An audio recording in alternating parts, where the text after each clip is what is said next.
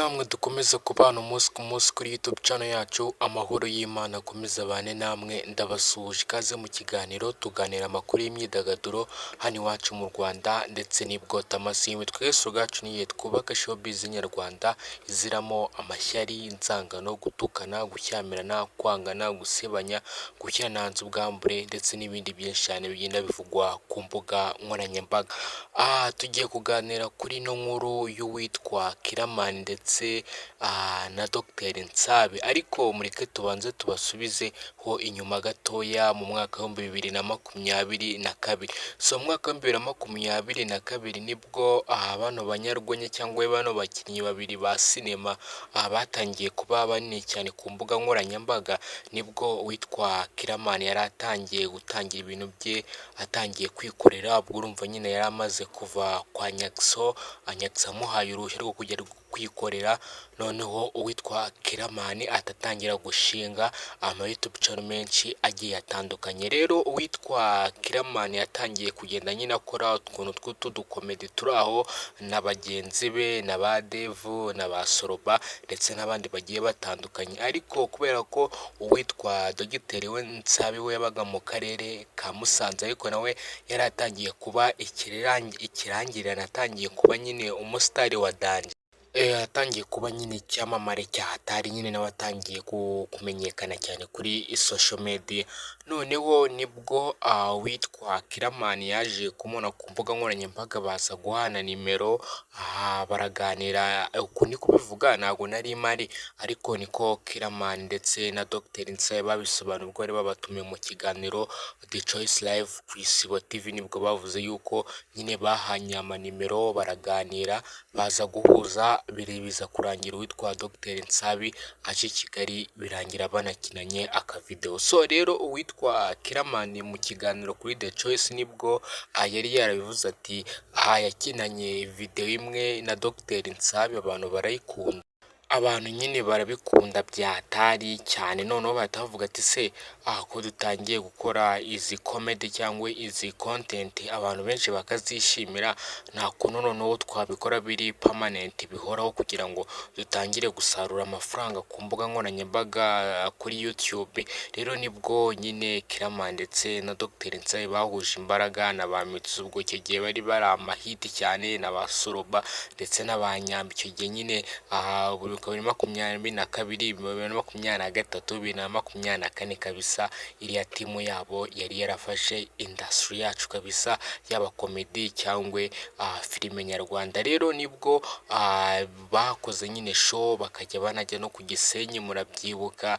Nyine timu ya Kiramani nyine yari timu kabisa ihagaze neza, ariyo timu kabisa ibamo ibyamamare, ba Aisha, ba Mitsutsu, ba Dr Nsabi ndetse n'ababijiyo bija, ba Soroba, ni benshi cyane pe, ni benshi cyane. Rero nibwo witwa Kiramani yatangiye nyine gusarura amafaranga menshi kuri YouTube, nyine akajya bitaho, niba utanakinnye akaguhemba. Abantu benshi kuyamubwira ati se shawe ibyo biboro abona uzabikora igihe kingana gute, kuko YouTube iraza ikaguhira ariko igihe kikagera bikaza kwanga. Rero nibwo haje kuza kuba hasaga ku mbuga nkoranyambaga bavuga yuko uwitwa Kiramani yatangiye gukina ku buryo ngo yagujije n'imodokari ye, aza kuba yitonze muri ibyo bintu. Rero nibwo hagiye haza nyine icyo bita gukena kwiwe, ama RPM kuri YouTube, amafaranga aramanuka, birangira na projet ze zirimo ziragenda zihomba gusa. Ariko nyine umuntu wakize nka Kiramani wamaze kubaka ibintu bikomeye cyane, ashobora views kugabanyuka ariko afite ahandi hantu ashorera umufungo. Rero impamvu narimbanyuremo muri ayo mateka cyane, nuko abantu bajya bavuga ati burya ushobora kubana umuntu mu bihe byiza, kugaburira, mubanye neza, ariko yagera mu bihe bibi ugatangira kumwitakana. Rero kumwitakana ntago aba ari byiza kabisa, nta nubwo binatwika byahatari kabisa. Rero nibwo mu kiganiro kuri Sample TV witwa Soti yabajije witwa Kiramani amubwira ati se Dr Nsabi kubera iki mutagikorana, byagenze gute? Musobanura yuko uwo mukinnyi nyine yifuje cyangwa ashaka amafaranga menshi cyane kandi nanjye ubwanjye aya mafaranga nayinjiza kubera yuko mu bihe byiza barabanye, mufungo arawubona, amafaranga arayabona menshi cyane, ariko ko ageze mu bihe bibi nyine yumva yuko atazongera kujya kumukinira kubera yuko nta muntu utagira ibihe bibi n'ibyiza. So ndaza kubiyumvisha mu buryo bugiye butandukanye, ndakeka mwagiye no kuri buri nguni nabwo agenda nyine abivugamo gake gake, ariko reka tuze no kwibanda witwa nyine Kiramani avuga yuko inshuti babanye mu byiza yarazibonye n'inshuti babanye mu bihe bibi yarabibonye, kubera yuko witwa Dr Nsabi nyine yabonye yuko umufungo wa Kiramani umanutse nta kintu kiriho, ahubwo we akomeza nyine kwifuza bya bindi byatari imirengera,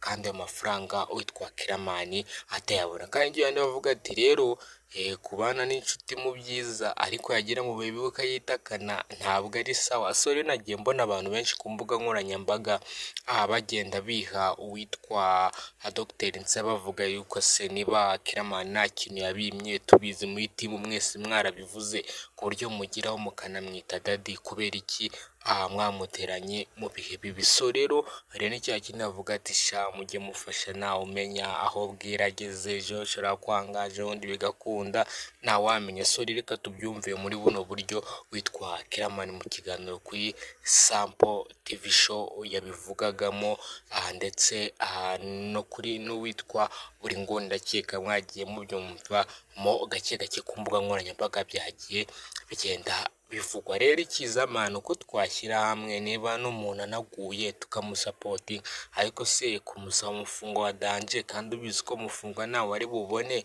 kubera ko ufite izina rinini, ntabwo aba ari byiza kabisa. Tuganira amakuru y'imyidagaduro hano iwacu mu Rwanda ndetse n'ibwota Amasimbi, turi kumwe. Ciao ciao. Bizi na umukino udahari Nsabi yarirukanye. Ntabwo ninjye wamwirukanye, urukumva? Nsabi yarirukanye. Yarirukanye. Yakwandikiye ngo uyu munsi simari. Sumubwira ngo iki? We gitara gwa kabaragiye. We yaragiye tu. Urukumva? Ubu ngubu tuvuge nawe utuzoye kubona Nsabi muri mu bikorwa. Mu gihe narabona amafaranga yifuza ntabwo mwakongera kumubona. Yifuza ngahe? Ntabwo nyafite ayo yifuza. So rero ninyabona nzamubwira ati ya mafaranga uri kunsaba nayabonye ngo dukorane. Iyo gusabye amafaranga utabona ahitamo kugenda utayabonye. Urumva amafaranga rero naboneka, byo ni ukuvuga ngo njyewe ubu ngubu ngezemo ni igihe cyo gukorana n'abantu nyine babona ko ndi cyo gendemo. So gukorana n'abantu